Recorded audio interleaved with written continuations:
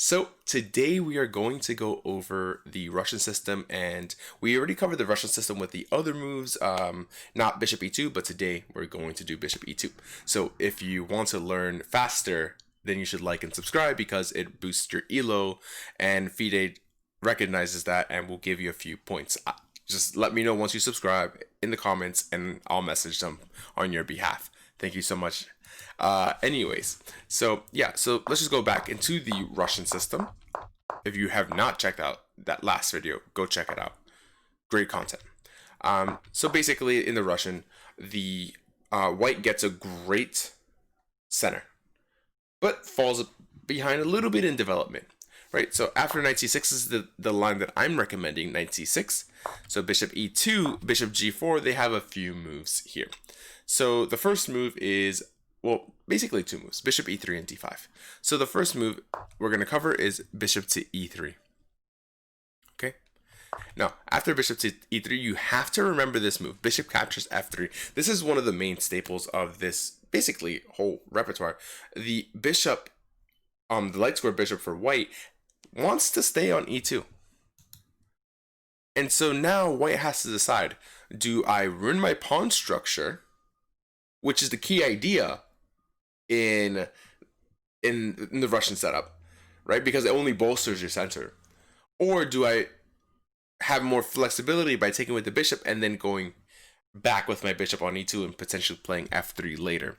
That's a decision for your opponent to make, right? So let's say they take with the bishop. And now the idea is to play e5. Remember this break. I talked about in a lot of my videos where you should always look for your pawn breaks. This is the most important pawn break, I think, in this whole system. Okay, so after d5, knight to d4, knight to e2. Now we do not play knight captures f3 so quickly. We play b5 first. b5 first. Queen c1, rook e8, and we can always play bishop captures. We can always play knight captures f3. c6. D captures c6, queen a5, bishop d2, captures on f3, and queen a6, and we are better. Also, another move that you can play is just the immediate, after here, then just knight captures f3 is also a good alternative as well. It just depends on how you want to play. I like to get my pieces active, and so this is why I'm recommending that you play this c6, because not only are you breaking in the center, right, you're opening up lines, and this bishop can potentially get out, or maybe we're going to use this line. We don't know yet. And after here, queen a5, right? Bishop d2, check. Super simple, right? What happens if they capture with the pawn? Just want to go over that for a little bit. Well, if they capture with the pawn, then we still play e5. And the idea of e5 is after d captures e5, well, they have two ideas here, right? When you play e5, they can capture or they can play d5. So let's go over the captures first, then knight captures. And guys, I will be giving you this PGN. First, it's going to be on the Discord. It's also going to be linked down below. And also, you can come to the live stream Monday through Saturday at 9:30 for the free lessons, and I give it to you guys there as well, live. So anyways, queen b5. And then here, knight h5, queen captures b7, rook b8, queen a6, and rook captures b2 just favors black. The better move for white here, and now this is a very possible thing. This actually was played in a Grandmaster game not too long ago, actually. I think about 15 years ago. The better move here, instead of queen to b5, is that the knight captures e5, play queen to d4.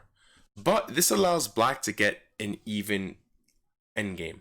And again, what I told you guys in the last video is that black is striving to get an equal game. Black is slightly worse straight out of the opening. There's no opening where black is just better. But if you know your opening's better and you have prepared more, then you can start winning out of the opening very easily, and it happens a lot, especially for stronger players, right? This is what we do. So queen captures d4, bishop captures d4, knight c6, bishop e3, rook f to d8, rook c1, knight d4. Knight b5 is actually a very strong move for white, and after captures c6, bishop e2, knight h5, and we are trying to control the dark squares. This is another thing, right? If you can notice that they have very weak dark squares, right?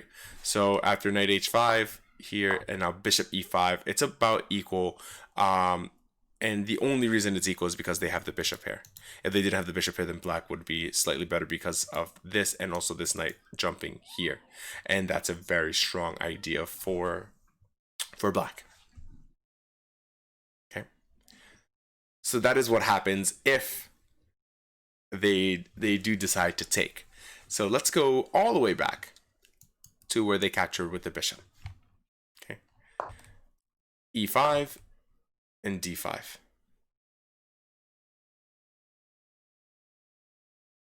And then after d5, wait, did I even, sorry, no, we're not going back here. We're going to, what happens if they play d5? Sorry, I forgot to mention that. d5, knight d4, and then if they castles, then we have this amazing idea, knight e8, h4, knight d6, queen d3, and now we start pressing with a6, b5. And after knight captures g2, knight captures e2, e captures f4, bishop captures f4, rook e8, and black is better because of the weakness here and the weakness on the dark squares. Okay, a potential idea is after here, queen to e7, let's say king b1, knight to c4. If they try to play b3, then queen f6, very strong idea. Okay, so, all right, so that's what happens on d5. Sorry, forgot to mention that. So let's go back now. So after bishop captures f3, e5, d5, knight to d4, knight e2, b5, right? What happens after this, right? So your main plans, and I'm going to show you how to get it from the middle game into a better endgame, is that you should try to put your rooks in the center, recapture the c6 pawn, because right now you're temporarily down a pawn.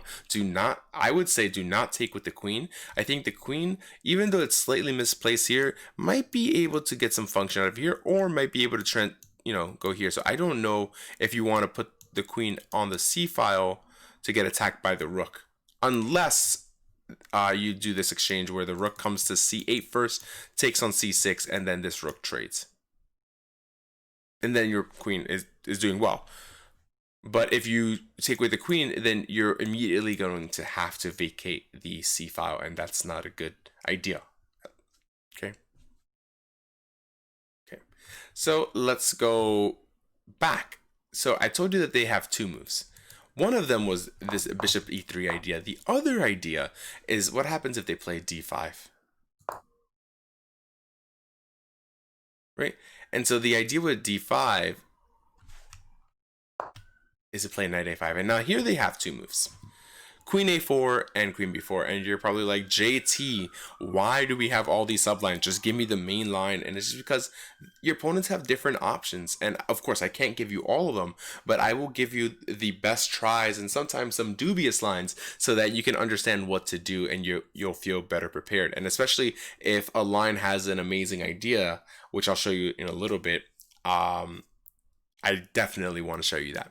So I do want to show you the tricks and the zips and the zaps of the openings so that you can feel better prepared for this. So they have two moves, queen a4 and queen b4. So queen a4, right? This is the idea, right? We have already seen this idea. Bishop captures f3. Right? Bishop captures f3. Bishop captures f3. Now c6. Now the queen is holding here. What happens if we capture here?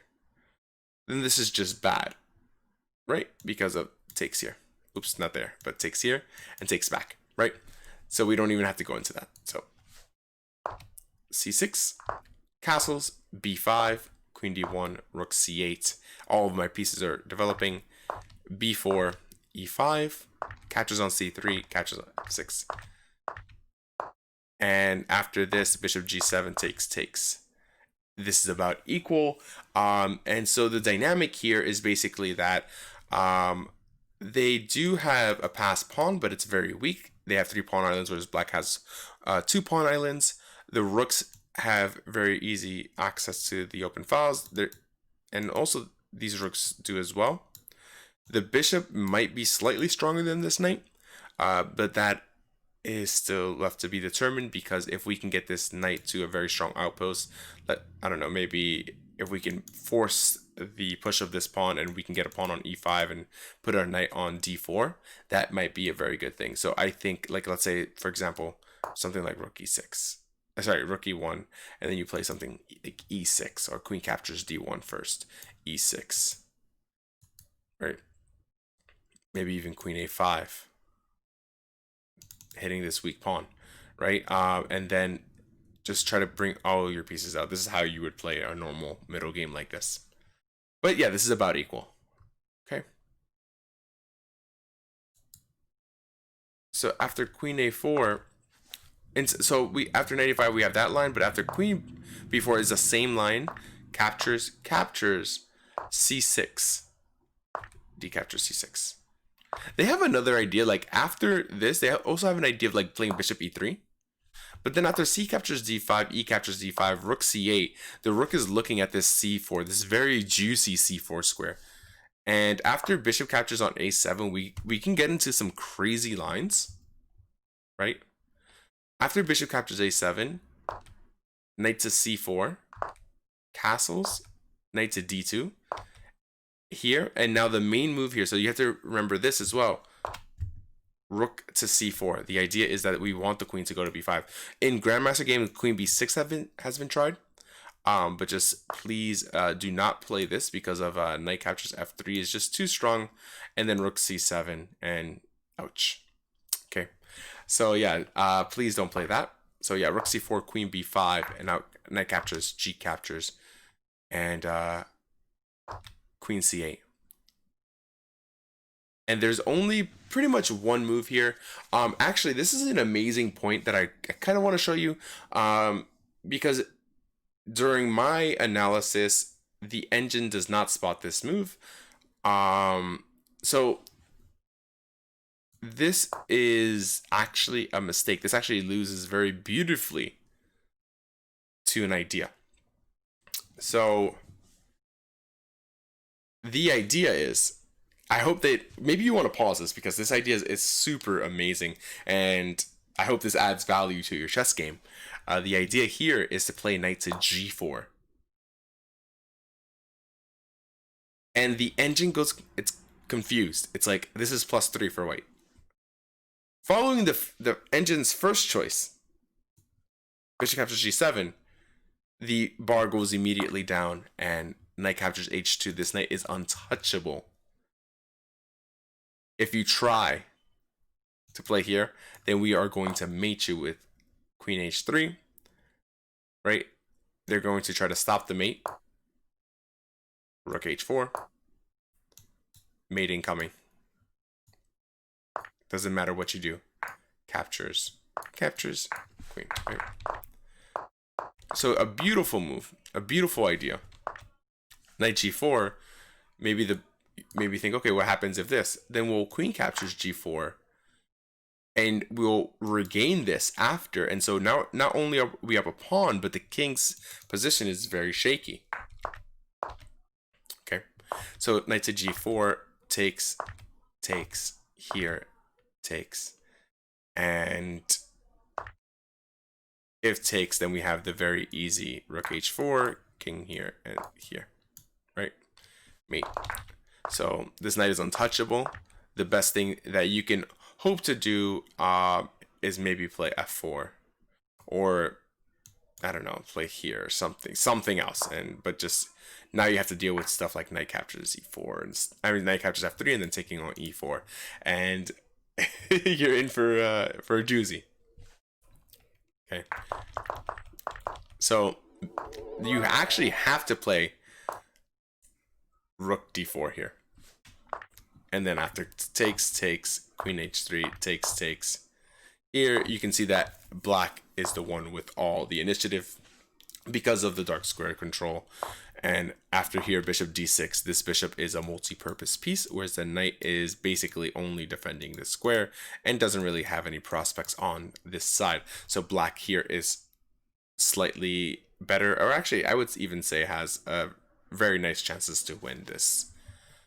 I would say equals over plus here. Okay, so let's go back. So what happens on c6? Captures on c6, and here. Oh, actually, there's actually an idea here that I want to look at. So when I said bishop captures a7, that's a one move, but they also have castles, knight c4, bishop c5, queen c7. And actually, I want to show you a really cool line. What happens after queen c7 if they play captures here? a5, d6, takes. And of course, you'll be able to see this kind of sideline and all this extra stuff in the PGN, so don't worry if you miss it now, or you can even replay the video. But yeah, this is actually a very amazing line where, you know, you just take. It's almost like Pac-Man, right? And it's just winning. For black, this is absolutely winning. Right? And so the point of this move is if they do castle in this line, instead of taking on a7 first, knight c4, bishop c5, queen c7, bishop captures a7. The point of this is to play b6. And now after they do some trades, this is about equal as well. The idea is that these rooks work very well together. Well, not diagonally, obviously. But to control the c file, this bishop is very well placed, but also our bishop is very well placed as well, hitting a very weak pawn. Is this knight could be better. This knight is slightly good, but we have to be worried of a pin or some discovered attacks, right? So this position is about equal to play. So very nice. Okay, so now we're gonna go back. So after, let's say they take on the queen before line, knight d4, bishop d1, and now queen to d6, f4, rook a b8, d6, e5, captures on d6, captures on d6, castles, and now rook e8, seizing kind of the initiative, and also just making sure that your pieces are working. This knight on d4 is going to be one of your all-star pieces. Okay, so you want to make sure that your knight can be on d4 and it's a menace to white's position. Okay, right, and so these are basically the main points. Along with your lesson that you had previously, I think that this is a great addition. Now, I think you guys are fully ready to take down this Russian system and this bishop e2 line in the Grunfelds. I hope this was of value. I really enjoy making them, and I enjoyed making this for you guys. So again, liking and subscribing really does help. Shows me that you actually care about this content. And I don't think I've ever mentioned this, but I do have a Patreon. The link is down below if you want to support this content. My content will always be free, but I got to keep on these lights. So check it out if you're interested. Take care, guys, and bye.